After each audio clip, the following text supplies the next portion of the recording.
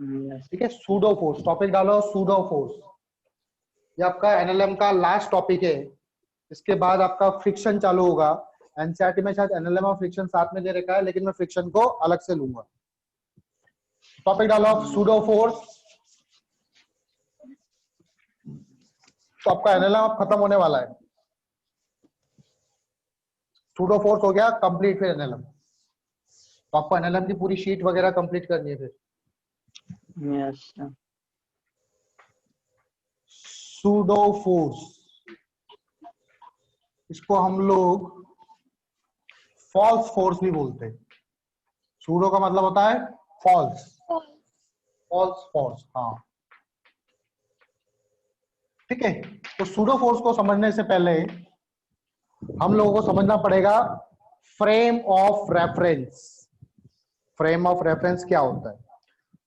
तो frame of reference क्या होता है? जहां से खड़े होकर आप ऑब्जर्व कर रहे हो, ठीक है, उसको बोलते हैं frame of reference. Frame of reference, जिस फ्रेम में खड़े होकर आप ऑब्जर्व कर रहे हो, दैट इज कॉल्ड फ्रेम, जिसको हमने रेफरेंस फ्रेम ले रखा है। ठीक है, जैसे मान लो एक गाड़ी में बैठे हो आप लोग और गाड़ी मूव कर रही है। ठीक है, तो आप, अब दो आदमी बैठे हैं यहाँ पे, ए और बी, और एक आदमी बाहर है सी। तो ए और बी एक दूसरे के रेस्पेक्ट में क्या है? रेस्ट पर है। लेकिन सी के रेस्पेक्ट में ए और बी दोनों मूव करते हुए नजर आएंगे। तो सी के फ्रेम ऑफ रेफरेंस से दोनों मूव कर रहे। ये जो ए पर्सन है, अगर मैं उसको सी के रेफरेंस फ्रेम से देखूं तो ये मुझे क्या करता हुआ नजर आएगा? मूव करता हुआ नजर आएगा। लेकिन अगर मैं बी के रेफरेंस फ्रेम से देखूं, बी को, तो रेस्ट में नजर आएगा। तो फ्रेम ऑफ रेफरेंस समझ में आया क्या होता है? यस फ्रेम ऑफ रेफरेंस, ठीक है, जहां से खड़े होकर हम लोग ऑब्जर्व कर रहे हैं या फिर जिसको हमने रेफरेंस मान रखा है। तो रेफरेंस फ्रेम जो होते हैं वो दो टाइप के होते हैं। एक होता है इनर्शियल फ्रेम ऑफ रेफरेंस और एक होता है non inertial frame of reference. Frame of reference are of two types. Frame of reference are of two types. दो टाइप के होते हैं। पहला जो टाइप है that is inertial frame of reference. Inertial frame of reference,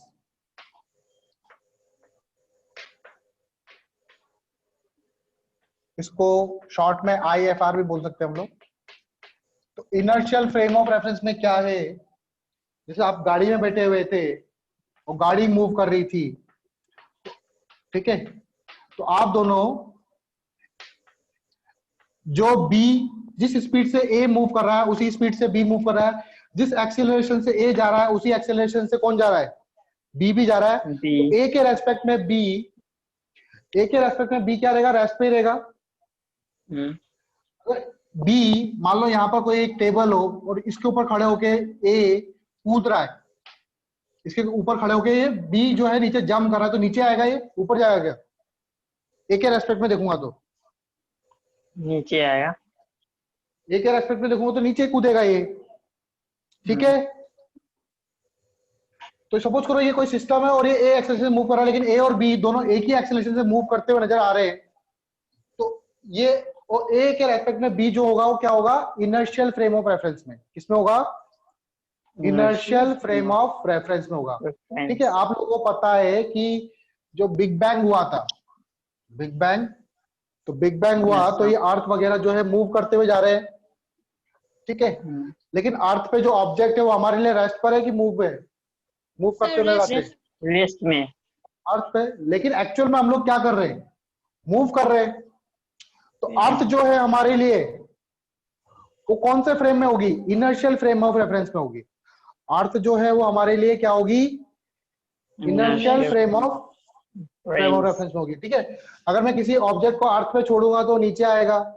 ठीक है, force लगाऊंगा, किसी पे प्रेशर लगाऊंगा, न्यूटन के जो लॉज हमने पढ़े थे, कोई बॉडी चल रही है तो कुछ कंटिन्यू चलती जाएगी। ठीक है, जब तक कि एक्सटर्नल फोर्स नहीं अप्लाई करेंगे। तो जो न्यूटन के लॉज है वो एप्लीकेबल होते हैं इसमें, इनर्शियल फ्रेम ऑफ रेफरेंस में। न्यूटन के जो लॉज है वो एप्लीकेबल होते हैं किसमें? केवल इनर्शियल फ्रेम ऑफ रेफरेंस में, ठीक है। तो क्या बोलूंगा मैं, with respect to which, inertial frame of reference क्या होता है? With respect to which Newton's laws are applicable, Newton's laws are applicable. उस फ्रेम को हम लोग इनर्शियल फ्रेम ऑफ रेफरेंस बोलते हैं जिसमें न्यूटन्स के लॉज एप्लीकेबल होते हैं। एग्जाम्पल में लिख लेना, जो हमारी धरती है, अर्थ, वो हमारे लिए as a inertial frame of reference में है, अर्थ फॉर अस, ठीक है। न्यूटन्स लॉज ऑफ मोशन क्या बोलता है? जैसे कोई बॉडी है, इस बॉडी पे मैं अगर F फोर्स लगाऊंगा, मास है इसका, तो ये A एक्सेलरेशन से मूव करेगी, तो F इक्वल टू क्या लिख दूंगा इसके लिए मैं? ma कर दूंगा, ठीक है। न्यूटन का लॉ ये बोलता है कि F फोर्स लगाने पे इसका एक्सेलरेशन क्या होगा? ma होगा। तो ये जब सिंपली जिसके लिए अप्लाई होगा उस फ्रेम को हम लोग बोलेंगे क्या? Inertial frame of reference. Reference. अब non inertial frame of reference क्या होता है? सेकंड आता है आपका non inertial frame of reference. Second हम लोग लेंगे non inertial frame of reference.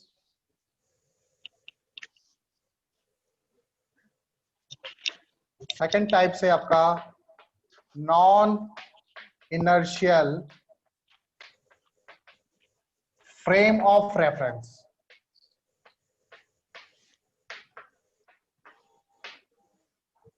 इसको आप शॉर्ट में NIFR बोलोगे, ठीक है, non inertial frame of reference.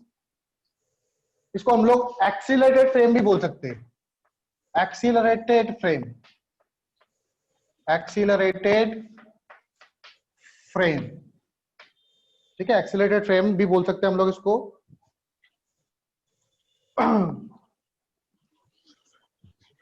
ठीक है, accelerated frame with respect to inertial frame of reference, ठीक है। एक्सीलरेट होगा किसके रेस्पेक्ट में? इनर्शियल फ्रेम ऑफ रेफरेंस के रेस्पेक्ट में। कोई फ्रेम अगर एक्सीलरेट हो रहा है तो उस फ्रेम को हम लोग बोलेंगे non inertial frame of reference, ठीक है। अब जैसे सपोज करो एक लिफ्ट है, क्या है? लिफ्ट है। इस लिफ्ट में एक मास बंधा हुआ है, एक आदमी यहां पे बैठा हुआ है, ठीक है, और एक आदमी बाहर है, ए, और ये आदमी कौन है? बी। लिफ्ट अभी रुकी हुई है, ये जो ब्लॉक है या इसका मास है m, ठीक है। इसमें स्प्रिंग बैलेंस लगा हुआ है, क्या लगा हुआ है? स्प्रिंग बैलेंस आप लोगों ने पढ़ाई था, स्प्रिंग बैलेंस लगा हुआ है कि अभी जो लिफ्ट है वो रेस्ट पर है। लिफ्ट किस पे? रेस्ट पर है। तो इसको जो स्प्रिंग बैलेंस पे जो मास दिखेगा वो कितना दिखेगा इसको? Actual mg। इसको मास कितना दिखेगा? mg। इस वाले को कितना दिखेगा?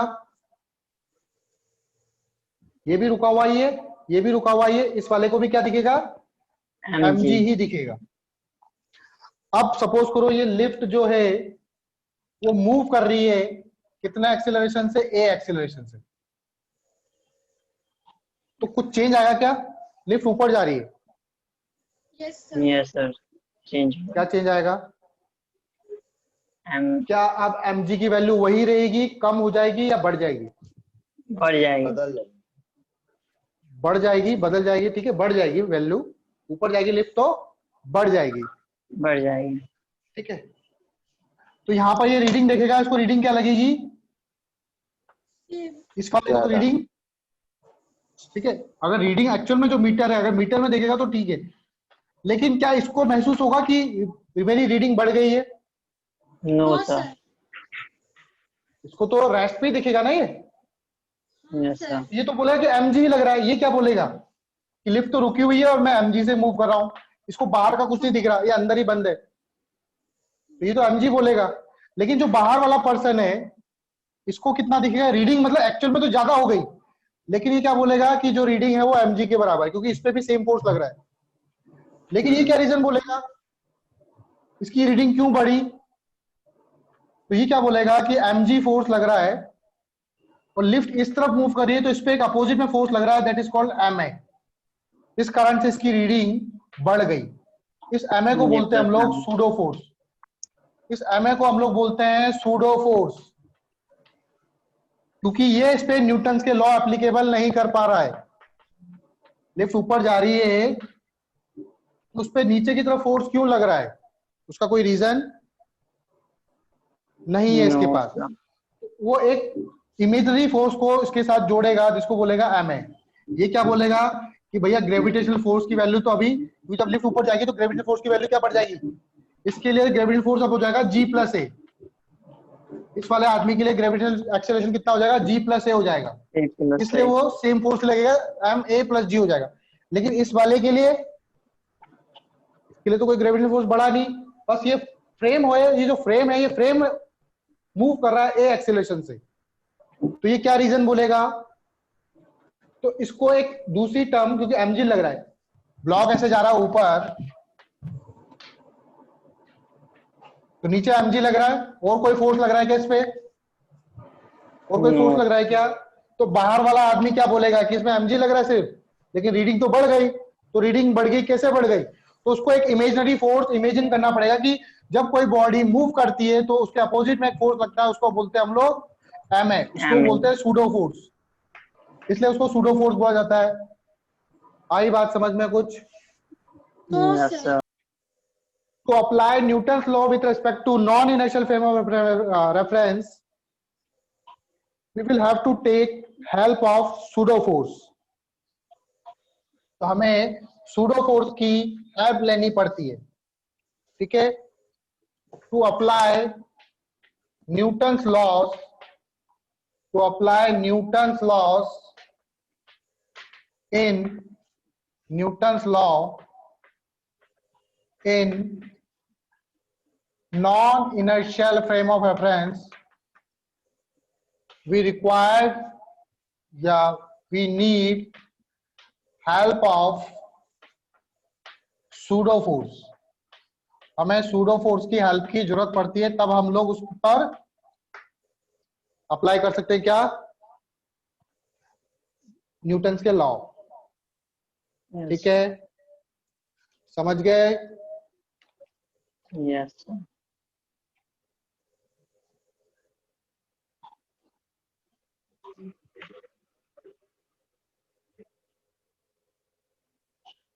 तो सूडो फोर्स जो होता है उसकी डायरेक्शन देखो, सूडो फोर्स जो लिखेंगे हम लोग, एफपी से डिनोट कर रहा हूं मैं इसको। एफपी जो होता है वो हमेशा माइनस होगा मास इनटू एक्सेलरेशन के। यहां मैं माइनस क्यों लिखा? मैंने माइनस क्यों लिखा? क्योंकि सर ये फॉल्स है। नहीं, फॉल्स तो नहीं है, ये हमेशा जो भी बॉडी मूव करेगी उसके जस्ट अपोजिट में फोर्स लगेगा। जो भी बॉडी, जो भी फ्रेम ऑफ रेफरेंस के हमेशा अपोजिट में लगे। लिफ्ट ऊपर जा रही थी, फोर्स किधर लगाया मैंने? नीचे की तरफ, नीचे की ओर। ठीक है? तो हमेशा ये एक्सीलरेशन, ये किसका? ये आपका acceleration of non inertial frame of reference. तो जो non inertial frame of reference है उसके एक्सीलरेशन के अपोजिट में लगेगा ये, ठीक है? एफपी जो होता है वो एक्ट करता है with respect to non inertial frame of reference और अपोजिट टू एक्सीलरेशन। आई बात समझ में? Yes sir. चलो एक्सीलरेशन फ्रेम ऑफ रेफरेंस पे क्वेश्चन देखते हैं हम लोग। सूडो फोर्स पे क्वेश्चन। तो मैंने एक इंक्लाइन प्लेन ले लिया, इस इंक्लाइन प्लेन का मास है m1, यहां पर एंगल बन रहा है थीटा, और इसके ऊपर मैंने एक ब्लॉक रख दिया। इस ब्लॉक का मास है m2, ठीक है? फ्रिक्शनलेस है, all surface are frictionless, all surfaces are frictionless, कोई फ्रिक्शन नहीं लग रहा है। क्या m2 नीचे आएगा? क्या m2 नीचे की तरफ स्लाइड करेगा? अगर फ्रिक्शनलेस सरफेस है तो Yes, sir. M2 जो है वो नीचे स्लाइड करने की कोशिश करेगा, नीचे आने की कोशिश करेगा। Yes, sir. अगर मैं इस पूरे सिस्टम को इधर की तरफ चलाऊं तब क्या होगा? इस पूरे सिस्टम को इधर की तरफ फोर्स लगाऊं मैं इस पे, तो ये M2 पे किधर फोर्स लगेगा? M2 क्या तब भी नीचे आने की कोशिश करेगा? सर ऊपर जाएगा सर तब। ठीक है, प्रैक्टिकली सोचो, अगर मैं सिस्टम को ए एक्सीलरेशन से इधर मूव करवा रहा हूं तो इस वाले ब्लॉक पे अपोजिट में फोर्स लगेगा। ठीक है, तो मुझे ये फाइंड करना है कि इसका एक्सीलरेशन कितना हो कि जो M2 है ये M1 के ऊपर से स्लाइड नहीं कर पाए, M1 पे ही रेस्ट पे रहे। ठीक है, find acceleration A, find acceleration A such that block M2 will remain at rest with respect to M1। M1 के रेस्पेक्ट में रेस्ट पे रहना चाहिए, मतलब ये M2 M1 के ऊपर से स्लाइड नहीं करना चाहिए। ठीक है, तो एक्सेलरेशन कितना होगा? Also find normal reaction. Normal reaction भी फाइंड करना है आपको, दोनों सरफेसेस के बीच में नॉर्मल रिएक्शन कितना होगा वो भी फाइंड करना है। ठीक है, तो कैसे करेंगे हम लोग? Also find normal reaction on M2। ठीक है, M2 पे निकालते हैं नॉर्मल रिएक्शन ऑन M2। तो देखो इसको सॉल्यूशन कैसे करेंगे इसका। तो ये बॉडी ब्लॉक मूव कर रहा है, तो इस ब्लॉक पर देखो अपोजिट में फोर्स लगेगा। किस तरफ फोर्स लगेगा? इस तरफ। कितना फोर्स लगेगा जल्दी बोलो।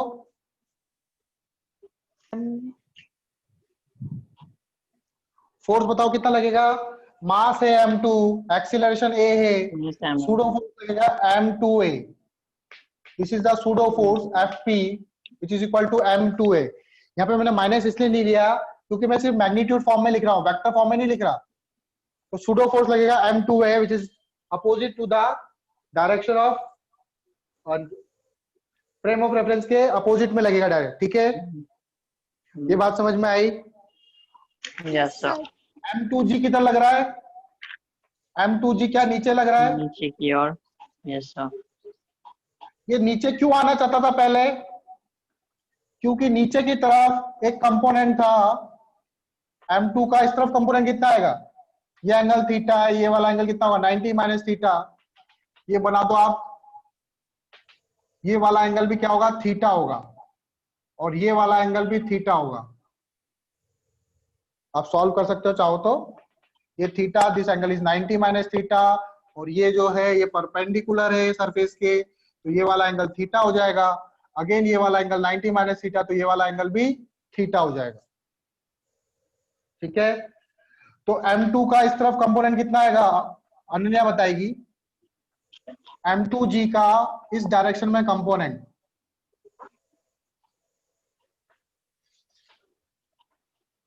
M2G का इस डायरेक्शन में component M2 cos theta. M2G cos theta. M2G cos theta. Yes. M2G cos theta कितना होगा? M2G cos।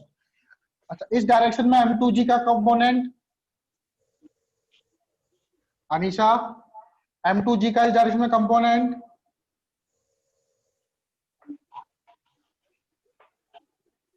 M2G sine theta कितना होगा? M2G sine theta. M2A के कंपोनेंट भी करेंगे हम लोग। M2A का कंपोनेंट एक तो आएगा इस तरफ, और एक कंपोनेंट आएगा वापस से नीचे, क्योंकि फोर्स इधर लग रहा है। तो M2A का ऊपर की तरफ कंपोनेंट कितना हो जाएगा? जल्दी बोलो। रुको मैंने गलती करी ना। साइन थीटा होगा ना? हाँ अनन्या बेटा, आपने गलत बताया मुझे। m2g sin थीटा होगा बेटा ये। सर नीचे cos थीटा हो, इधर से जो इधर cos थीटा। हाँ अनन्य m2g जो है थीटा किससे एंगल बना रही है, देखो इससे एंगल बना रहा है, तो ये वाला आपका cos थीटा होगा।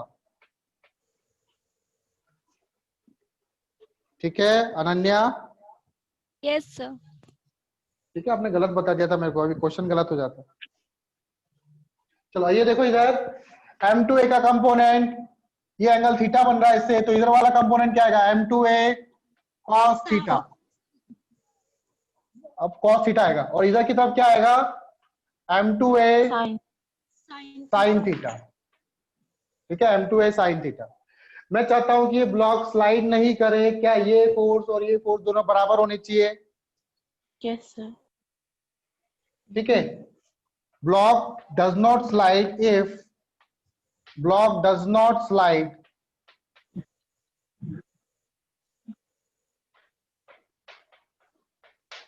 if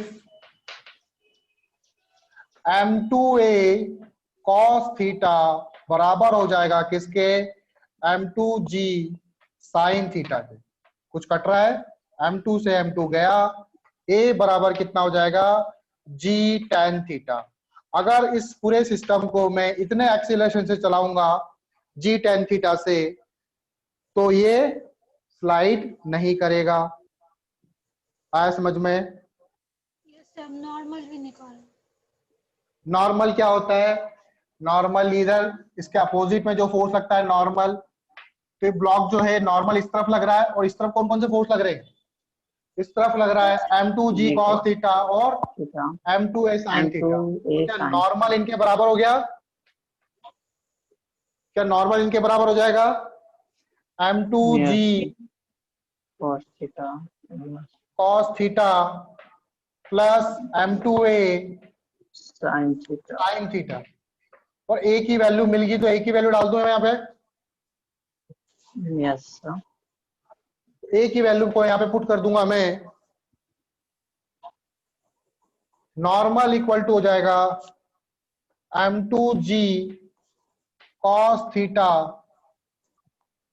प्लस m2, a की वैल्यू पुट करो, a कितना है, g tan थीटा।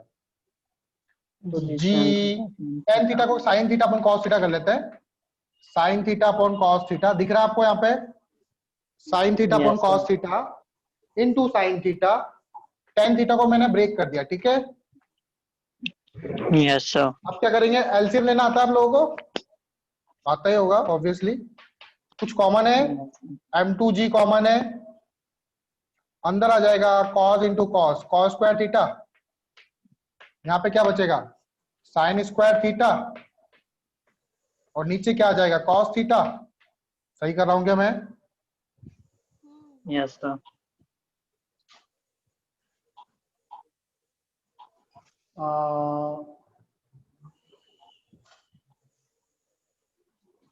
ठीक है, तो n बराबर कितना हो जाएगा, normal m2g cos square theta plus sin square theta,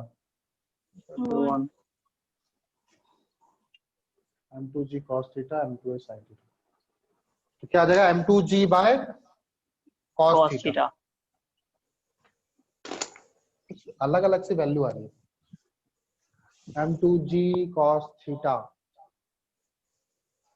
ये थीटा भी हटाना है मुझे, थीटा कैसे हटाओ,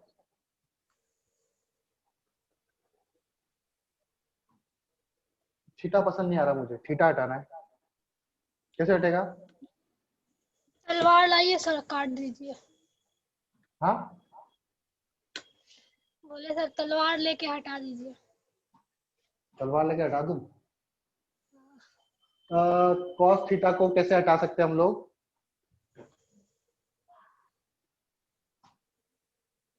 मैं चाहता हूं इसको g, अच्छा वो g और a के टर्म में, हाँ ठीक है हमारा आंसर भी सही है। ठीक है, उन्होंने a को सही नहीं करा, ठीक है सही है हमारा आंसर, फाइनली आंसर आएगा m2g बाय cos थीटा। ठीक है, क्योंकि थीटा हमें गिवन था, a हमें गिवन नहीं है, a हमने निकाला है, तो हमने थीटा और a की टर्म्स में आंसर निकाले। आया समझ में आप लोगों को, यस फाइनली ये आंसर आएगा, नॉर्मल आएगा m2g बाय cos थीटा।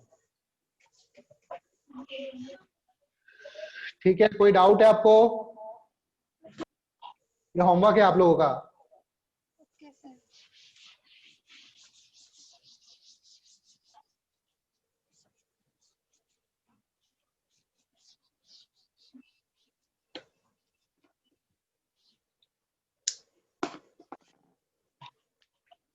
वही क्वेश्चन है, M1 इधर ब्लॉक रखा हुआ है, M2 अगेन ये वाला एंगल थीटा दे रखा है, ऑल सरफेस आर फ्रिक्शनलेस, लेकिन इस बार इसको मैं मूव कर रहा हूं इधर। अब क्या होगा? गिरेगा। गिरेगा। इसको जल्दी से करूंगी करके, तब क्या होगा? जल्दी एकदम से से नीचे तेजी से आएगा, गिरेगा। हाँ, तेजी से नीचे गिरेगा। तो इस एक्सीलरेशन की वैल्यू क्या हो कि इसका फ्री फॉल हो मिनिमम। ज्यादा जल्दी से करोगे आप तो गिरेगा ऑब्वियसली। कम से कम कितने एक्सीलरेशन से करूं कि ये फ्री फॉल करे, ये निकालना है, ये क्वेश्चन है। फाइंड ए मिनिमम, मिनिमम मत करो, find minimum value of, find minimum value of A so that M2 has free fall। M2 का फ्री फॉल हो, फ्री फॉल जानते हो ना, मतलब नॉर्मल Yes, sir. लगना बंद हो जाएगा। ये Yeah, समझ लो, नॉर्मल लगना बंद हो जाएगा। फ्री फॉल का मतलब समझ लो कि नॉर्मल नहीं मिलेगा, नॉर्मल की वैल्यू 0 आनी चाहिए। हिंट दे दिया मैंने आप लोगों को। yes, sir. ठीक है, ये क्वेश्चन आप लोगों को करना है और इसका आंसर भी हम लोग नेक्स्ट क्लास में डिस्कस करेंगे।